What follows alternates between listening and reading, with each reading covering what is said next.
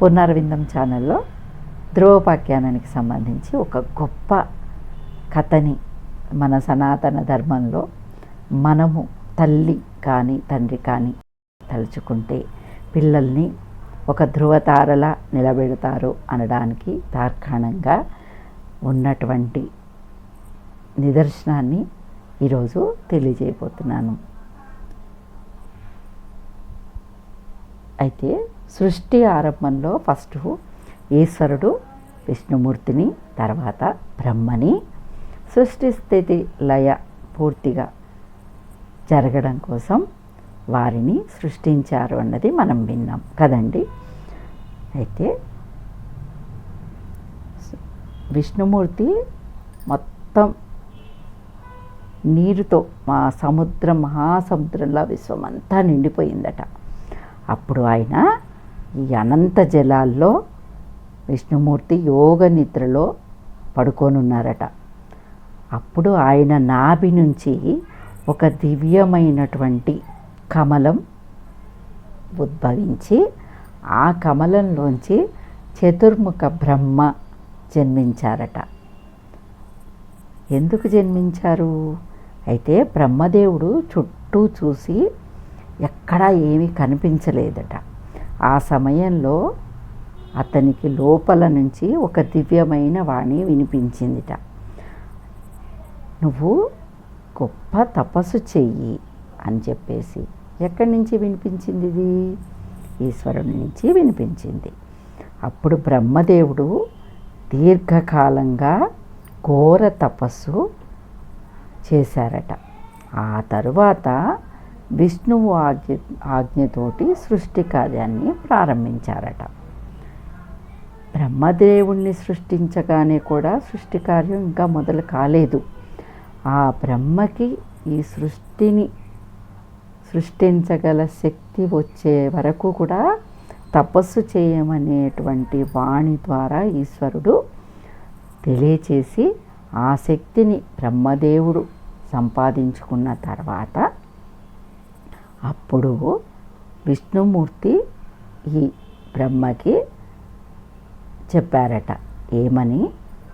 ముందుగా బ్రహ్మదేవుడు చెప్పడంతో ముందుగా బ్రహ్మదేవుడు ఏం చేశారట, అతని మనస్సు నుంచి పుత్రులని సృష్టించారట. బ్రహ్మ మానస పుత్రులు అని అంటారు.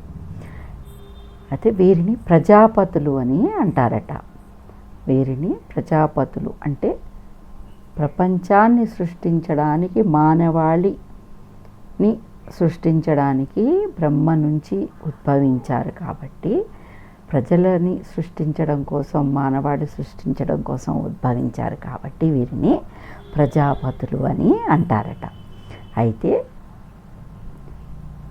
వీరిలో మరీచి, అత్రి, అంగీరస, పులహ, పులస్త్య, క్రతు వంటి ఎందరో మహర్షులు వీరి సృష్టి ద్వారా సృష్టించబడ్డారటండి. అయితే వీరిలో ఇప్పుడు మనం చెప్పుకోబోయే కథలో బ్రహ్మ సృష్టి ద్వారా పుట్టినటువంటి స్వయంభూ మనువు అనే ఒక గొప్ప ప్రజాపతికి సంబంధించినటువంటి మన కథని, అంటే ఆయన ముందు తరానికి సంబంధించిన ధ్రువుడికి సంబంధించిన కథని. అయితే ఈ స్వయంభూ మనువు కూడా బ్రహ్మ యొక్క సృష్టి. బ్రహ్మదేవుడు స్వయంభూ మనువుని, ఆయన యొక్క భార్య అయినటువంటి శతరూపని కూడా ఆయనే సృష్టించి భూమిపైన మానవ జాతిని మొదలుపెట్టమని సృష్టి కార్యాన్ని చేసి మానవ జాతిని వారి ద్వారా సృష్టించారటండి. అయితే ఈ స్వయంభూ మనువు మరియు శతరూపలకి 5 సంతానం కలిగారట.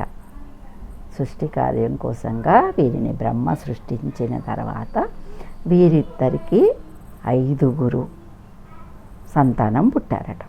అందులో ప్రియవ్రతుడు, ఉత్తానపాదుడు, ఆకూతి, దేవహూతి, ప్రసూతి ఇవి వాళ్ళ వారి వారి పేర్లు. అయితే ఇప్పుడు వీరి 5గురిలో మనం ఈరోజు తెలుసుకోబోయేది ఉత్తానపాద మహారాజుకి సంబంధించిన కథ, ఆయనకి పుట్టినటువంటి ధ్రువుడు యొక్క కథ. అయితే ఈ ఉత్తానపాద మహారాజు చాలా గొప్ప మహారాజటండి. ఈయన కూడా ప్రజలని సుభిక్షంగా పాలిస్తూ ప్రజలకి ఎలాంటి లోటు లేకుండా చూసుకునేవాట. అయితే ఈ మహారాజుకి 2 భార్యలు ఉన్నారట. మొదటి భార్య పేరు సునీతి, రెండవ భార్య పేరు సురుచి. మామూలుగా అర్థం కూడా సునీతి అంటే ఏంటి? చక్కటి నీతి కలిగి ఉండడము కదా. ఈవిడ మొదటి భార్య పేరుకు తగ్గట్టుగానే చక్కటి నీతి కలిగి సత్ప్రవర్తనతో ఉండి చక్కటి భాషణం కలిగి అందరి మీద ప్రేమ దయతో ప్రవర్తిస్తూ భర్తని ఎంతో ప్రేమగా అనుకరిస్తూ ఉండేదిట. అయితే సురుచి మాత్రం, సురుచి అంటే అర్థం ఏంటండి? చక్కటి రుచి అంటే మనకేదైనా ఒక మనసుకి ఇష్టపడేది చేయడాన్ని సురుచి అంటాం. మనకిష్టమైంది తినేదాన్ని సురుచి అంటాం. అదే ఒక ఔషధం వేసుకోమంటే మనం ఇష్టంగా వేసుకుంటామా? లేదు కదా. అదే మనకి ఒక ఇష్టమైనటువంటి ఒక బందర్లట్టు, లేదా ఒక సీతాఫలము, లేదా ఒక మామిడి ఫలము, ఇవి తినమంటే మనకి అవి పడవని తెలిసినా సరే ఎంతో ఇష్టంగా తింటాం. అలాగే ఈ సురుచి అనే ఈవిడ పేరుకు తగ్గట్టు ఈవిడలో కూడా అవే గుణాలు ఉండేవట. అయితే ఈ 2 భార్యల్లో కూడా రాజుకి సునీత అంటే ధర్మంగా ఆవిడని ప్రేమించడము, ఆవిడ బాధ్యత చూడడము, అంతవరకు ఆవిడతో ఉండేవారట. కానీ సురుచి మీద సునీతి కన్నా కాస్త ప్రేమ ఎక్కువ ఉండేదట. ఎందుకు? ఈవిడ తెలివైంది, ఈవిడ కాస్త అందమైంది, జాణ, ఇన్ని లక్షణాలు ఈవిడలో ఉండే వరకు సహజంగా ఈ ఉత్తానపాదుల వారు ఆవిడకి అట్రాక్ట్ అయ్యారు, ఆకర్షితులయ్యారు.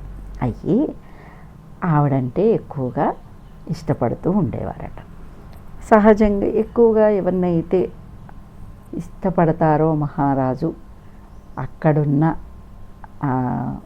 ఆ పురజనులు కానీ, వారి సేవకులు కానీ, వారి బంధువర్గం కానీ ఆ భార్యనికే ఎక్కువగా గౌరవం ఇస్తారు కదండి. కాబట్టి ఈవిడికే గౌరవం కానీ, మర్యాదలు కానీ, ఏదైనా చెప్తే ఈవిడ చెప్పిన దానికి ఎక్కువ విలువ కానీ ఇలా ఉంటుండేదట. అయితే ఇప్పుడు ఈయనకి వీరిద్దరి ద్వారా 2 సంతానం కలిగారట. సురుచికి, సునీతకి కూడా 2 సంతానం, కూడా మహారాజుకి 2 సంతానం కలిగారట వీరి ద్వారా. అయితే సునీతికి పుట్టినటువంటి కుమారుని పేరు ధ్రువుడు, సురుచికి పుట్టినటువంటి కుమారుడి పేరు ఉత్తముడు. ఇప్పుడు మనం తెలుసుకోబోయే కథలో ముఖ్య నాయకుడు ధ్రువుడు. ఈ ధ్రువుడు ఒకరోజట ఈ పిల్లాడికి అప్పటికి 5 ఏళ్ళట. ఈ ఉత్తముడు, ఈ ఒక్క ధ్రువుడు, వీళ్ళిద్దరూ దగ్గర వాళ్ళు కాబట్టి ఈ ధ్రువుడికి అప్పటికి 5 సంవత్సరాల వయసటండి. అంటే ఎంత ఉంటాడండి? ఇంత ఉంటాడు పాపం పిల్లాడు. వీడట ఒకరోజు వాళ్ళ నాన్నగారు ఈ ఉత్తముడిని ఒళ్ళో కూర్చోబెట్టుకొని సురుచికి కలిగినటువంటి సంతానమైన ఉత్తముడిని ఒళ్ళో కూర్చోబెట్టుకొని ముద్దులాడుతూ తన 2వ భార్య అయినటువంటి సురుచి పక్కన కూర్చొని మాట్లాడుతూ ఉన్నారట. అప్పుడు పాపం ఈ ధ్రువుడు పరిగెత్తుకుంటూ వాళ్ళ నాన్న దగ్గరికి ఆనందంగా వెళ్ళిపోయి, నాన్న నన్ను నీ ఊళ్ళో కూర్చోబెట్టుకోవా అని సంతోషంతో పైకి ఎక్కబోయాటండి.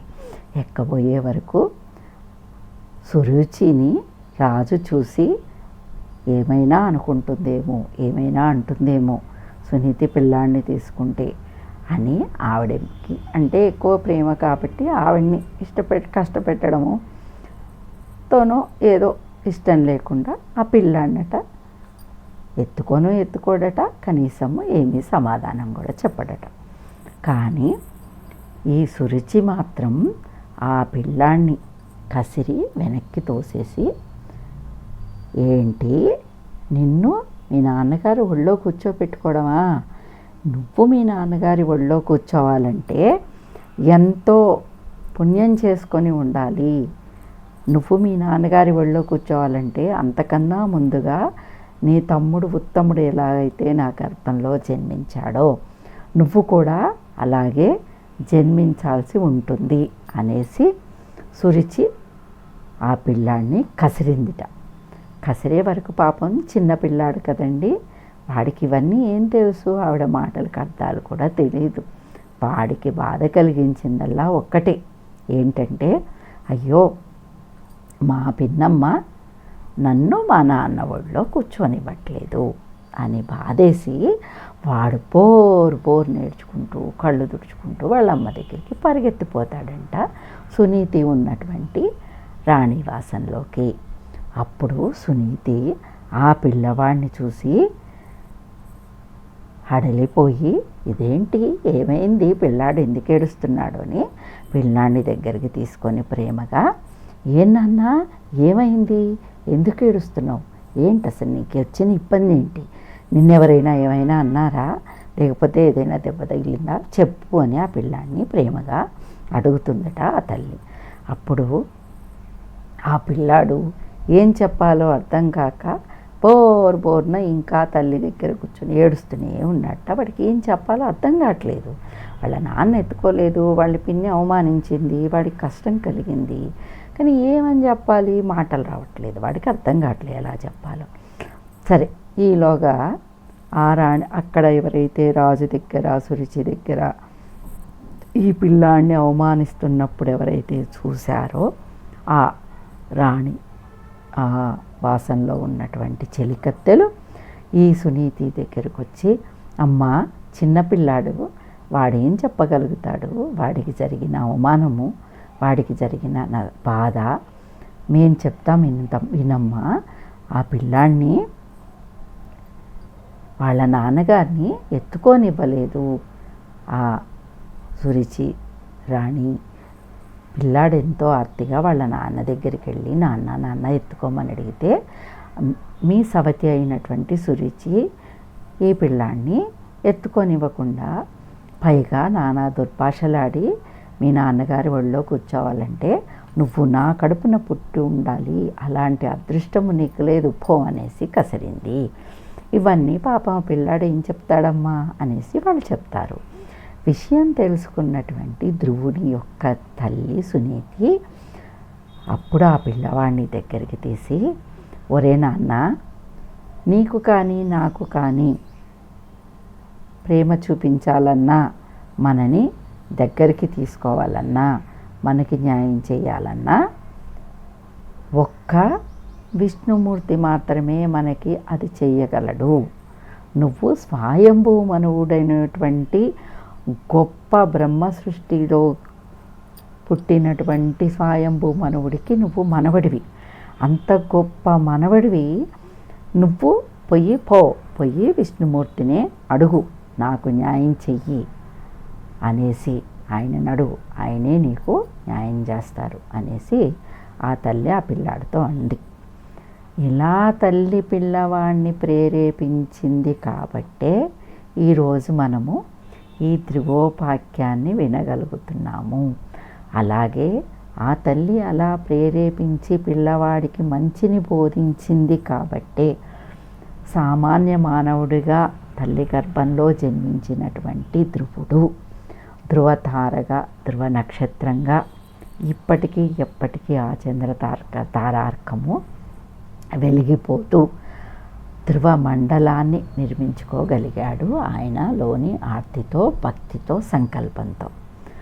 కాబట్టి ఈ తల్లి యొక్క మాటలకి ప్రేరేపితుడైనటువంటి ధ్రువుడు 5 ఏళ్ల పిల్లాడు అవునా, అలాగైతే నేను ఆ విష్ణుమూర్తిని అడుగుతాను అని చెప్పేసి గబా గబా ఏడ్చుకుంటూ రోజుకుంటూ అక్కడి నుంచి బయలుదేరి అడవులకి వెళ్ళిపోతాడు. ఆ తల్లి ఆపలేదు. 5 ఏళ్ల పిల్లాడే, ఇప్పుడు వీడు ఇలా అడవికి వెళ్తే ఎలా అని ఆవిడ భయపడలేదు. ఎందుకంటే ఆ తల్లికి నమ్మకం, ఆ పిల్లాడు స్వయంభూ మనువుకి సంబంధించిన వంశంలో జన్మించిన వాడు, అంత గొప్ప శక్తి ఆ పిల్లాడికి ఉంటుంది, సాధిస్తే సాధించొస్తాడు అంతే అనేసి ఆవిడ ఆ పిల్లాడిని ఆపదు. ఇది తెలుసుకున్న నారద మహర్షి ఆ పిల్లవాడికి అడవిలో ప్రత్యక్షమవుతారు. నారదుల వారు లేకుండా భక్తుడికి భగవంతునికి మధ్యలో ఆయన వచ్చి బ్రిడ్జి వేయకుండా ఏ భక్తుడైనా ఆ స్వామిని దర్శించుకోగలిగాడా? లేదు కదండి. అందుకని ఇప్పుడు నారదుల వారు ఆయన పాత్రని పోషించడానికి ఆయన ఆ పిల్లవాడి దగ్గరికి అడవిలోకి వస్తాడు. వచ్చి, ఒరే నాయనా, ఎవరు నువ్వు? ఎక్కడికి వెళ్తున్నావు? నువ్వు చూస్తే ఇంత లేవు, నీ వాలకం చూస్తే నువ్వు ఒక రాజపుత్రిలాగా అనిపిస్తున్నావు, ఎక్కడికి వెళ్తున్నావు? ఈ కారు చీకట్లు, ఈ చిట్టి అడవిలోకి ఎటుపోతున్నావు నువ్వు అని అడుగుతాడు. అడిగే వరకు అప్పుడు ఆ పిల్లాడు ఏడ్చుకుంటూ రొప్పుకుంటూ అతనికి జరిగిన విషయాన్ని నారదుల వారికి తెలియజేస్తారు. మరండి, నా పేరు ధ్రువుడండి, మా అమ్మ సునీత అండి, మా నాన్నగారేమో మహారాజండి, మా పిన్నమ్మ నన్ను మా నాన్నగారి ఒళ్ళో కూర్చొనివ్వలేదండి, పైగా నన్ను తిట్టేసిందండి, మీ నాన్న ఒళ్ళో కూర్చోవాలంటే నువ్వు గొప్పవాడివి అయి ఉండాలండి, అందుకని ఆ గొప్పదేదో అడుగుదామని నేను వెళ్తున్నాను. ఎక్కడికి వెళ్తున్నావు? నేను అమ్మ విష్ణుమూర్తిని పోయి అడగమని చెప్పింది, అడగడానికి వెళ్తాను. నీకు తెలుసా ఎక్కడ ఉంటారో? తెలీదు, వెతకడానికి వెళ్తాను. అయితే నేను చెప్తాను విను. నువ్వు ఇంత గొప్ప సంకల్పంతో వచ్చావు, చిన్నపిల్లాడివైనా కాబట్టి నేను నిన్ను వద్దనను. ఇప్పుడు నువ్వు చేయాల్సింది ఏమంటే, విష్ణుమూర్తిని స్వామి మనం పిలిస్తే ఎక్కడో ఉండరు, మన హృదయంలోకే వస్తారు, మన ఎదురుగానే వస్తారు. అది రావాలంటే నువ్వు చేయాల్సినటువంటి కొన్ని చిట్కాలు నేను నీకు చెప్తా. ఏంటంటే, నువ్వు ముందుగా నీ మనసులో ఉన్న ఈ జాడ్యాన్ని తీసి, మా పిన్ని తిట్టింది, మా నాన్న ఎత్తుకోలేదు, మా అమ్మ నన్ను దగ్గర తీయకుండా ఇలా పంపించి, ఇవన్నీ పెట్టుకోకు నువ్వు. ఇప్పుడు నువ్వు చేయాల్సింది ఏమంటే, అవన్నీ మనసులోంచి తీసి ఆ ఎదురుగా కనపడుతున్నటువంటి నది దగ్గరికి వెళ్ళి చక్కగా స్నానం ఆచరించి కాస్త ఏదైనా తిను, నీ శరీరాన్ని నిలబెట్టుకోవాలి కదా, ఏదైనా తిని అప్పుడు వెళ్ళి ఆ వృక్షం కింద కూర్చొని మనస్సుని ప్రశాంతంగా చేసుకొని నీ మనస్సులో విష్ణుమూర్తిని పదిలపరుచుకొని నువ్వు తపస్సు చెయ్యి. విష్ణుమూర్తి ఎలా ఉంటారో నీకు తెలుసా? ఏమో నాకు తెలియదు. కాబట్టి విష్ణుమూర్తి ఎలా ఉంటారో నేను చెప్తాను. ఆయన రూపాన్ని నువ్వు నీ మనస్సులో ప్రతిష్ఠించుకొని, నువ్వు ఇప్పుడు నేను చెప్పినటువంటి లక్షణాలన్నీ నీ మనస్సులో ప్రతిష్ఠించుకొని రోజు ఆయనని గుర్తు చేసుకుంటూ ఆయన కోసం తపస్సు చెయ్యి. ఆయన ఖచ్చితంగా వస్తారు అనే అటువంటి విషయాన్ని ఈ నారదుల వారు చెబుతారు. అది అది మనసుకి బాగా ఎక్కినటువంటి పిల్లాడు సరే అంటాడు. అనగానే నారదుల వారు ఆ పిల్లవాడి నెత్తి మీద ప్రేమగా చెయ్యి వేసి ఆ పిల్లవాడికి ఒక మంత్రాన్ని ఉపదేశిస్తారు. ఏంటా మంత్రం? ఓం నమో నారాయణాయ.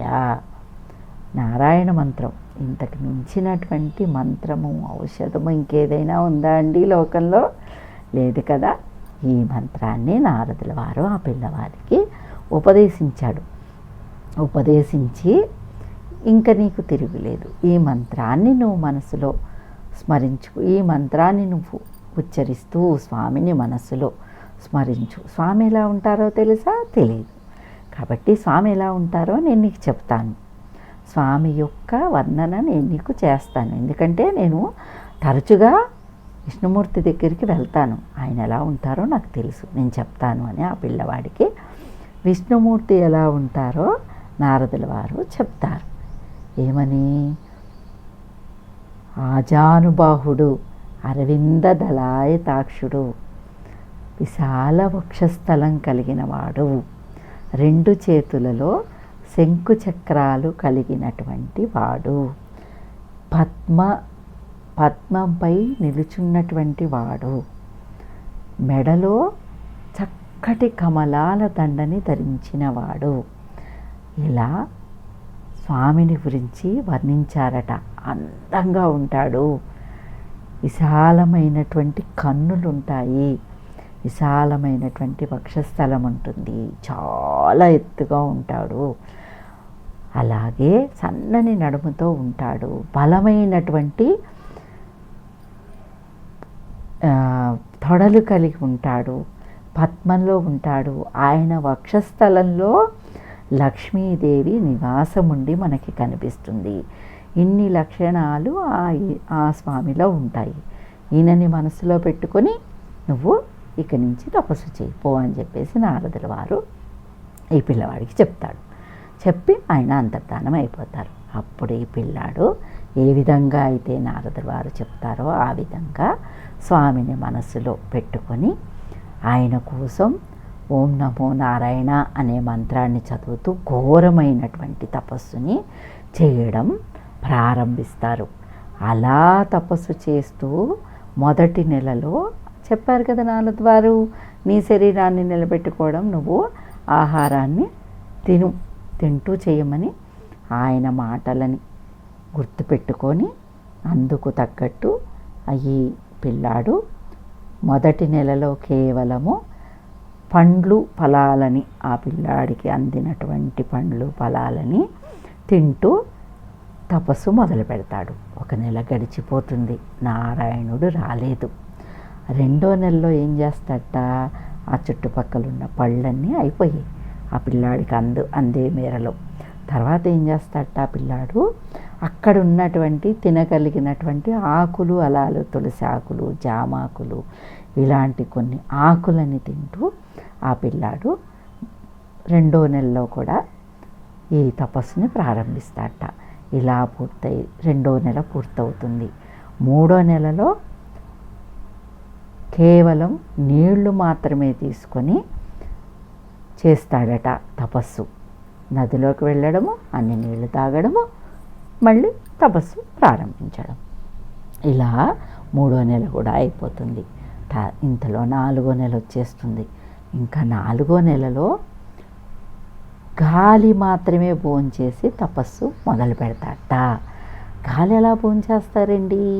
గాలి ఎలా భోంచేస్తారంటే ఈ పిల్లవాడు 4 నెలలు చేసిన తపశ్శక్తి కారణంగా ఆ పిల్లాడిలో ఆజ్ఞాచక్రాలన్నీ మేల్కొని ఆ పిల్లాడికి తపస్సు శక్తి అంతా వచ్చి ఆకలి, నిద్ర, తప్పికలు అన్నీ ఆ పిల్లాడికి పరిత్యజించగల శక్తి 5 ఏళ్ల పిల్లాడికి వచ్చింది.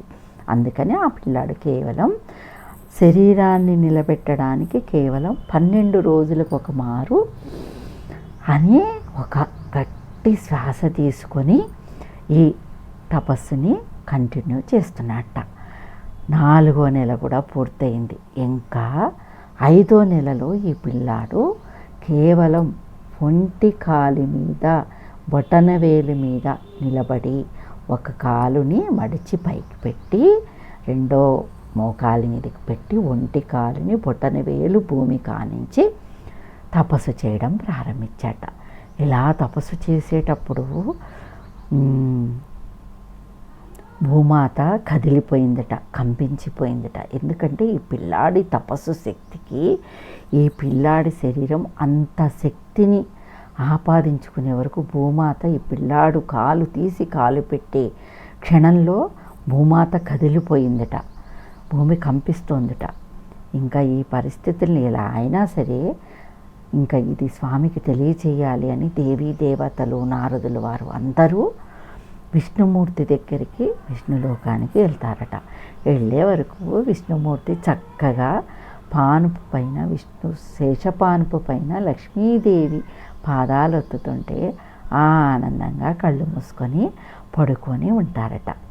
అప్పుడు ఈ దేవీ దేవతలందరూ స్వామికి నమస్కరించి అయ్యా మీరిక్కడ సంతోషంగా అమ్మవారితో ఈ పాన్పుపై ఉన్నారే, అక్కడ 5 ఏళ్ల పిల్లాడు 5 నెలల నుంచి నిద్రాహారాలు మాని, ఆఖరికి గాలి కూడా తీసుకోవడం మాని ఒంటికాలి మీద మీకోసం తపస్సు చేస్తున్నాడు స్వామి, మీరెళ్ళి ఆ పిల్లాడికి ఏం కావాలో అడగండి అని వీరందరూ స్వామికి మొరపెట్టుకుంటారట. అప్పుడు స్వామి లేచి, ఆ విషయం నాకు తెలుసు, ఎందుకంటే నేను చూస్తున్నాను ఆ పిల్లాడు ఎన్ని రోజులు చేయగలుగుతాడు అని. ఎందుకంటే అందరి భక్తుల కన్నా వీడు చాలా గొప్పవాడురా, వీడిని చూస్తే నాకు ముచ్చటేస్తోంది.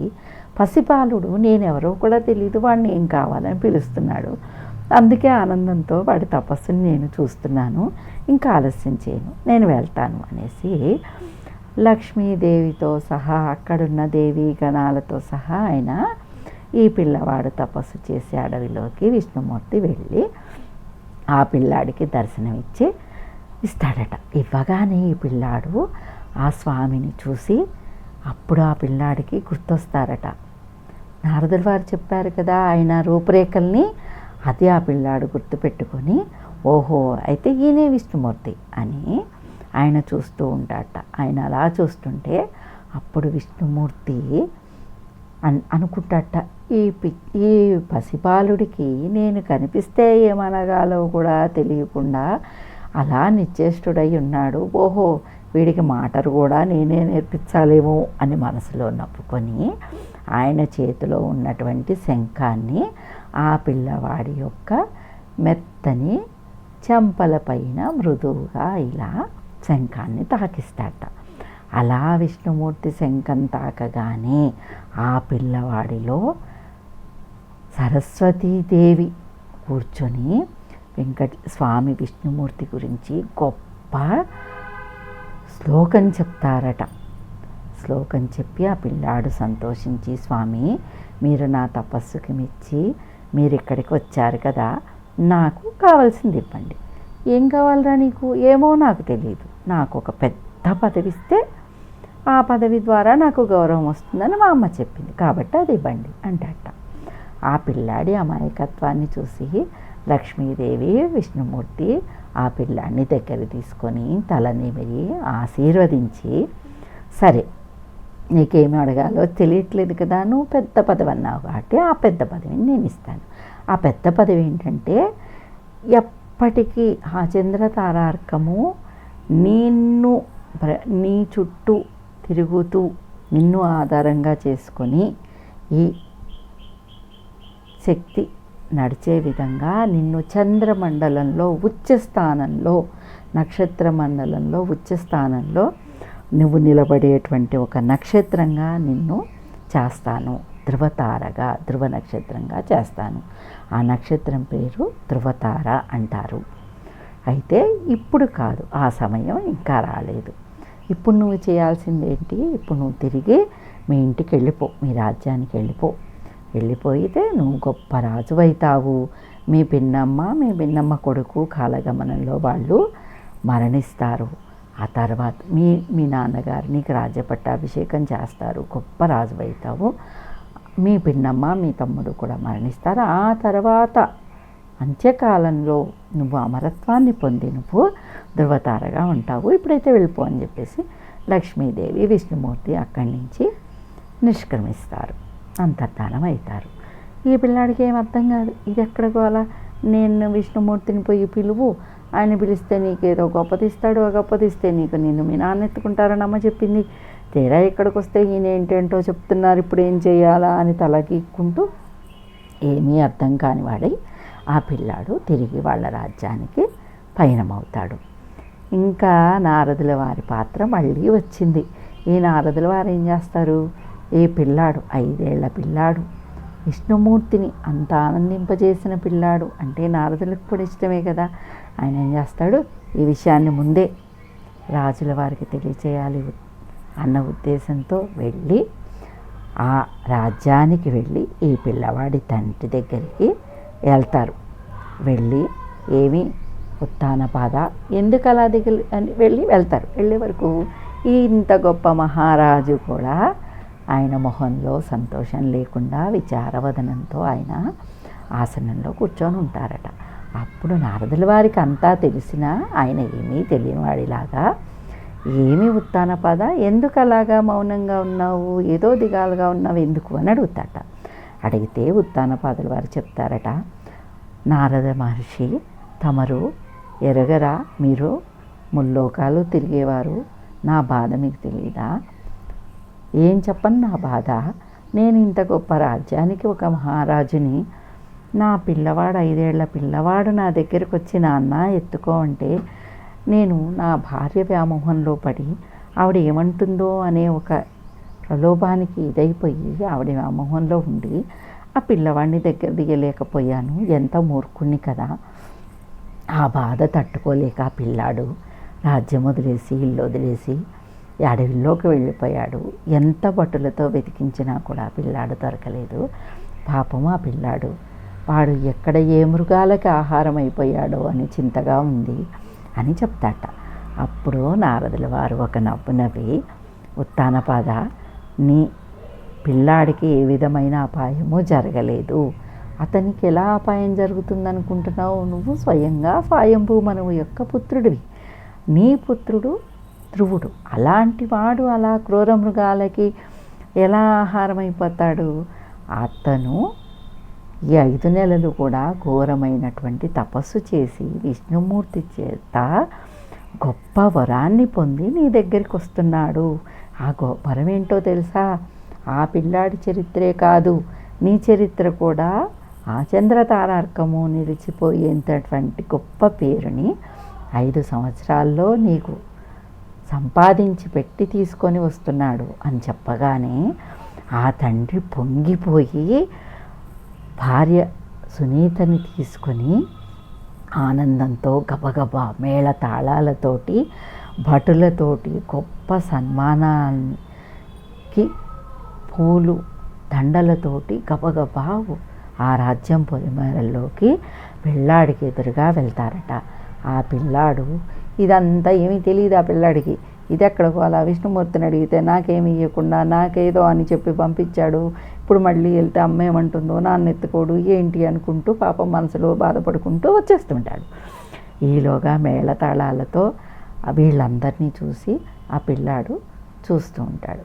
తండ్రి ఆ పిల్లాడి దగ్గరికి వెళ్ళి ఎంతో ప్రేమగా గట్టిగా ఆలింగనం చేసుకొని ముద్దులు పెట్టి, ఒరే నాన్న, ఎంతకాలమైంది నిన్ను చూడక, నువ్వేమైపోయావో అనేటువంటి ఒక భయము నన్ను ఇన్నాళ్ళు పీడించింది. నువ్వు ఏమీ అవ్వకపోగా, నీకు ఎలాంటి అపాయము రాకపోగా నువ్వు ఇంత గొప్ప స్వామి నుంచి వరాన్ని పొందావని నారదుల వారు చెప్పారు నాన్న. నిన్ను చూస్తే చాలా గర్వంగా ఉంది అని ఆ పిల్లాన్ని తీసుకొని ముద్దులాడి ఘనంగా మేళతాళాలతో రాజ్యంలోకి తీసుకెళ్ళి ఒక మంచి రోజున ఆ పిల్లవాడికి రాజ్య పట్టాభిషేకాన్ని సునీత సురుచి యొక్క ఇష్టంతో ఆ పిల్లాడికి రాజ్య పట్టాభిషేకం చేస్తాడు.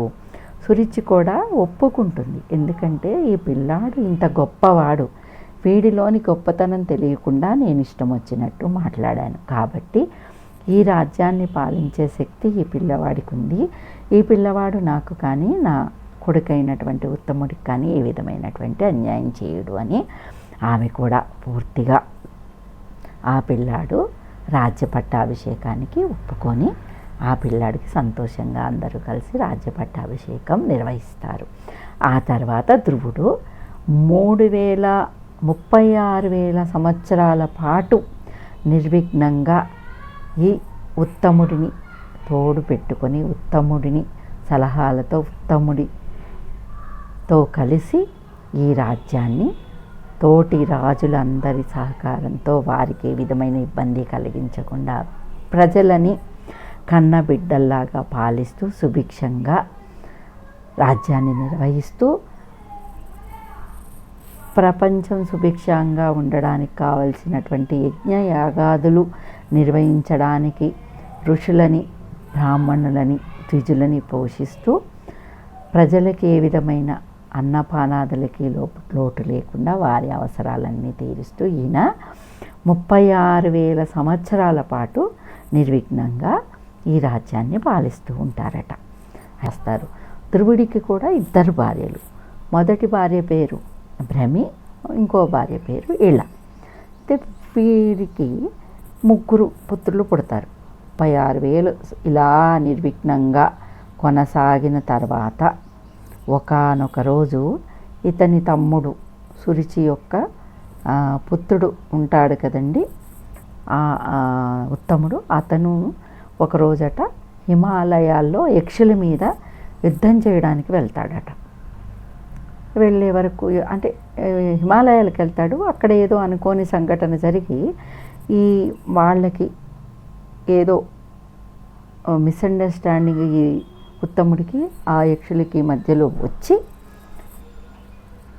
ఈ ఉత్తముడిని వాళ్ళు చంపేస్తారట యుద్ధంలో. ఈ విషయాన్ని తెలుసుకున్నటువంటి ఉత్తముడి తల్లి సురుచి ఏడ్చుకుంటూ ఈ ఉత్తముడి కోసం ఏడ్చుకుంటూ అడవులకు వెళ్ళిపోతుందట. కొడుకు ఇదిలో ఉండేసి ఆమెకి మతి ప్రేమించి ఆ ఇదిలో అడవిలో అనుకోని అనివార్య కారణాల వల్ల అడవంతా కూడా తగలబడిపోయి పాపం సురుచి మరణిస్తుందట కాలగమనంలో. దీన్నే కర్మ మనకి అనుభవించడం అని చెబుతారు మన పెద్దవాళ్ళు.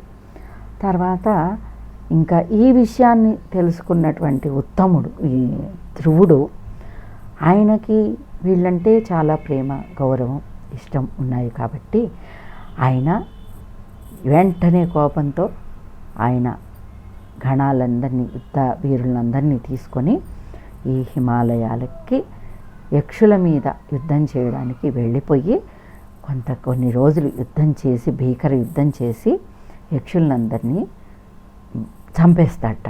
చాలామంది మరణిస్తారట.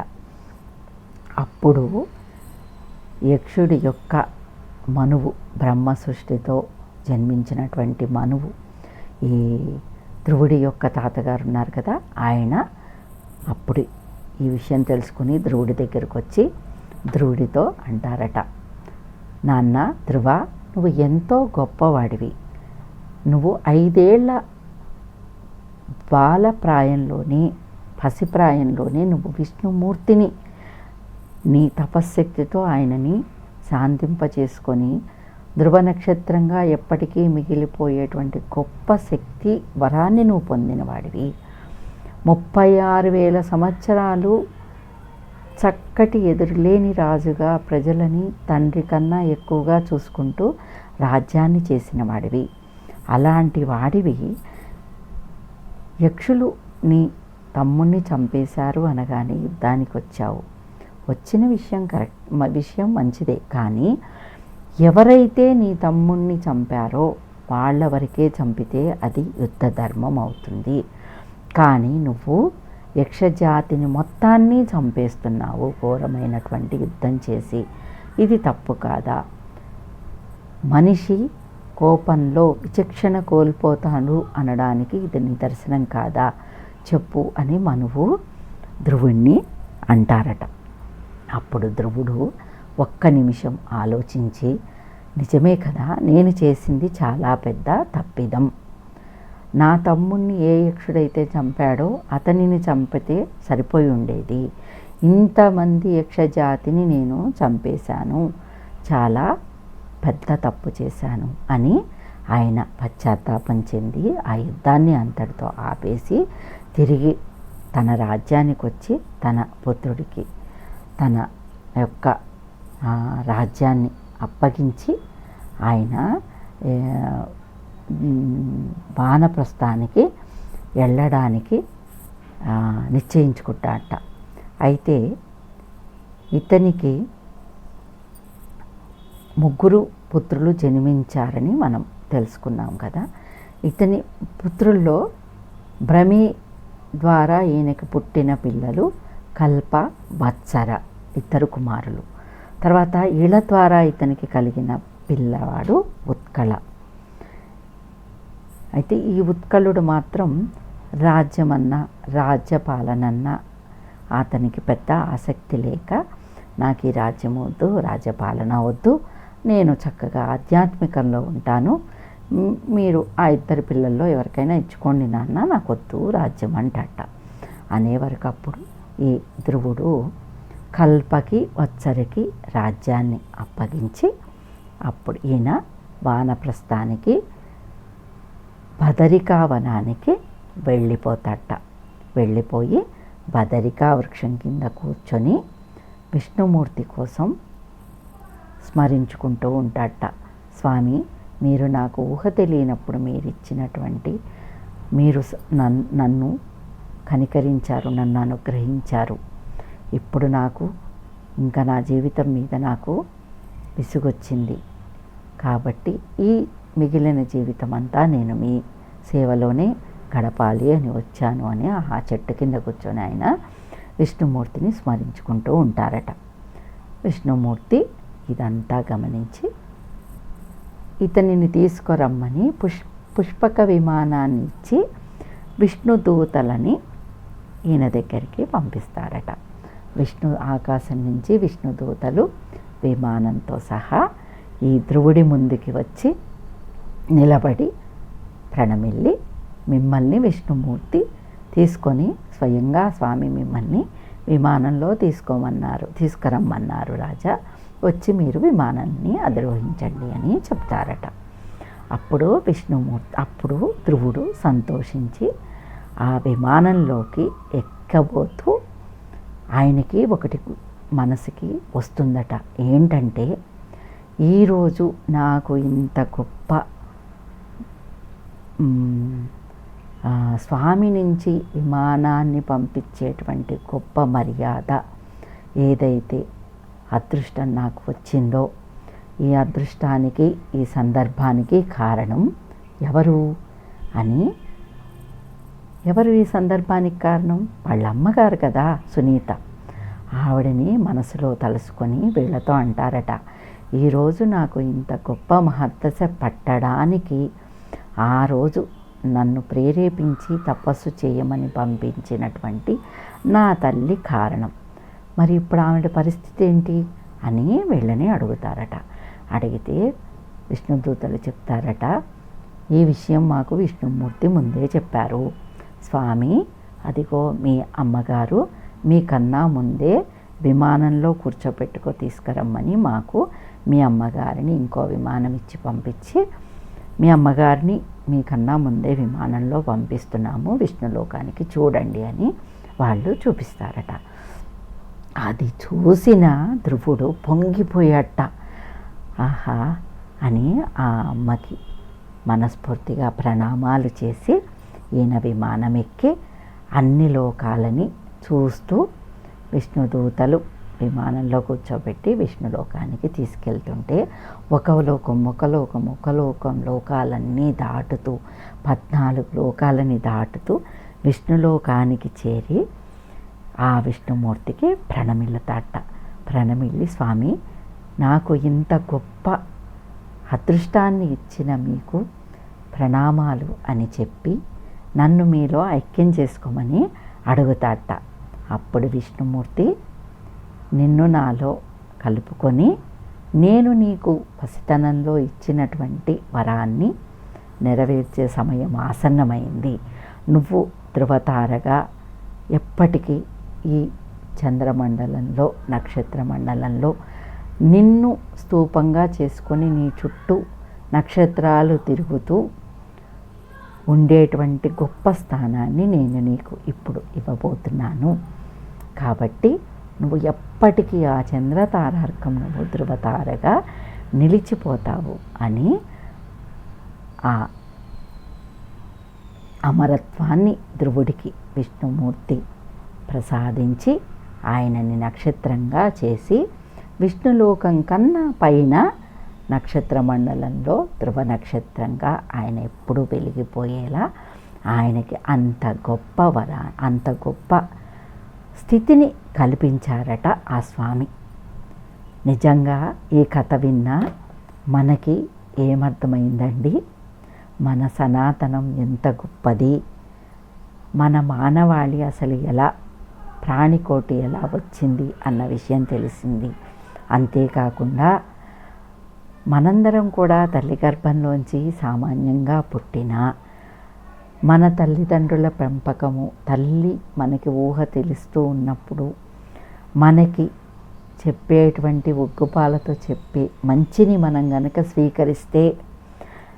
స్వీకరించి దాన్ని విని మనం గనక దాన్ని అమలు పరుచుకోగలిగినట్లయితే మనము ఎంత గొప్ప స్థానాన్ని అధిరోహిస్తాము అన్నది మనకి ఈ కథలో నీతి కదండి. ఇంత గొప్ప కథ పిల్లలకి మీరు చెప్పిన, ఇది వినిపించిన వారు ఎంతో గొప్ప స్థానాన్ని ముందు ముందు పొందే అదృష్టము, అవకాశము ఈ గొప్ప కథలోని నీతండి. నిజంగా చాలామంది పిల్లలకి ప్రతి తల్లి తన పిల్లలు ఉన్నత స్థానంలోనే ఉండాలనుకుంటుంది. ప్రతి తల్లి తండ్రి ఆ పిల్లలకి విద్యాబుద్ధులు నేర్పిస్తారు, సత్ప్రవర్తనని నేర్పిస్తారు.